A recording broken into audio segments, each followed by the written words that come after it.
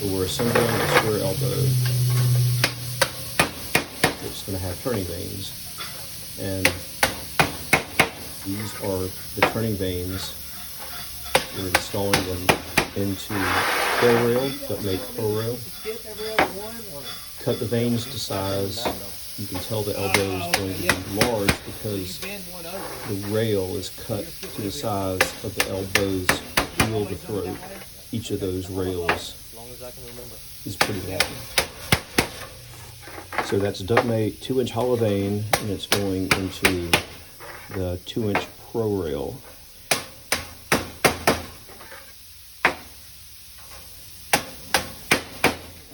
Now we've finished one side. I'm going to pull the rail that's for the other cheek and going to secure it onto each of the hollow vanes.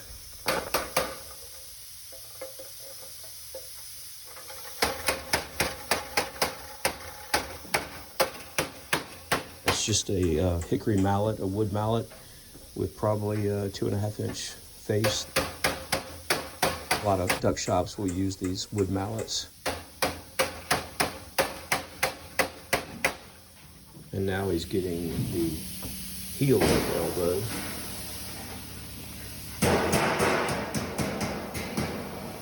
The heel has female Pittsburgh. It's roll formed on each of the 2 edges. And now he's getting the cheek. The cheek is the side of the elbow, and it has a right angle flange on the 2 sides that are going to be mating up to that heel. And now he's going to secure the right angle flange into the pocket of the Pittsburgh. Going to line it up and seat it. 44 by 16. And then secure it. And then going to hammer over the remaining tail of the Pittsburgh seam over itself to create the lock.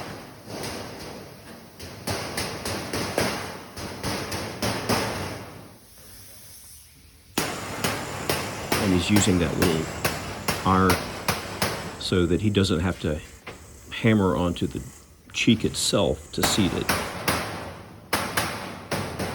So in other words, that avoids the hammer marks that you would normally get from seating the cheek into the pocket. He's going to get an air hammer and hammer over the remaining tail of the Pittsburgh seam. And that's going to make it into a Pittsburgh lock. That's a large standing seam that's on the cheek. These air hammers are very, very loud, and so we have turned down the volume.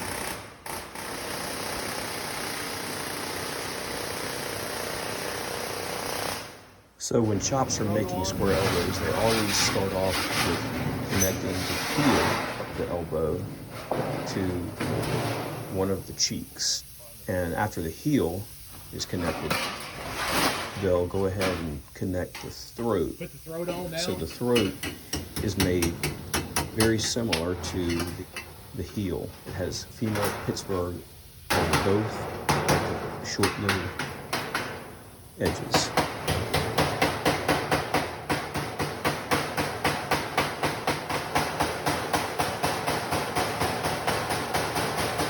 Okay, now that the heel and the throat wraps are connected to one of the 2 cheeks, he can go ahead and flip it over and position the frame of turning vane.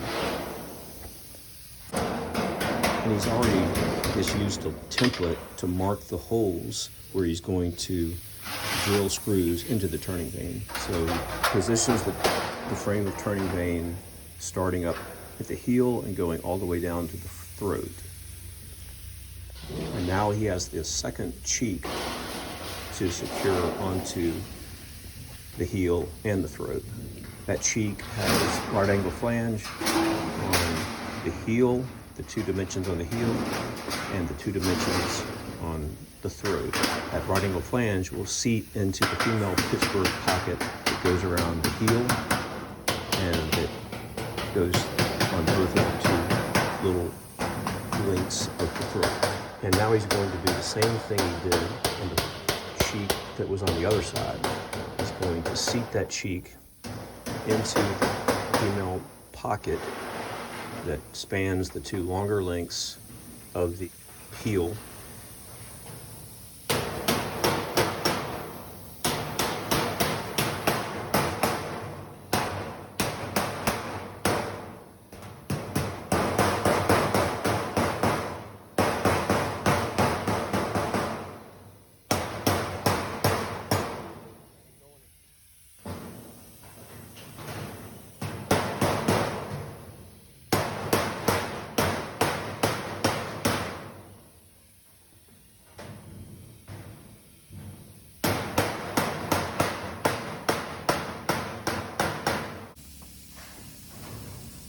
Now that the pitchblade is closed on the heel, he's going to go ahead and close it on the throat as well.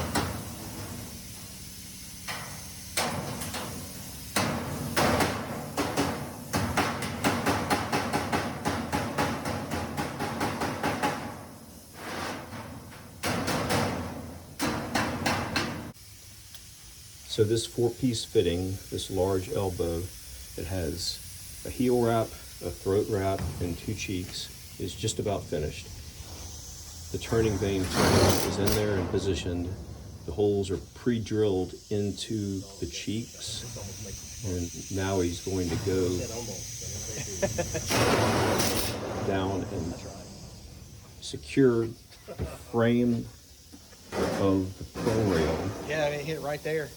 to the cheek of the elbow, and he's doing that just using number 10 by 4 drill screws.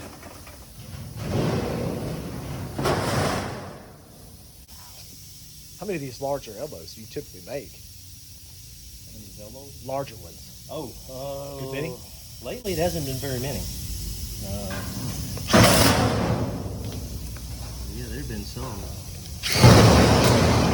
Some I made on the floor wouldn't fit on that damn table.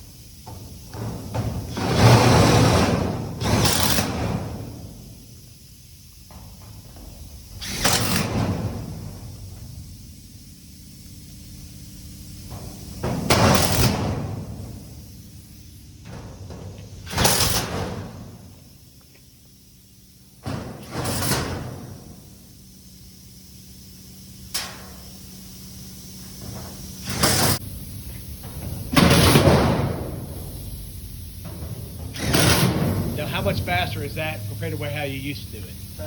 Cut it in half? At least.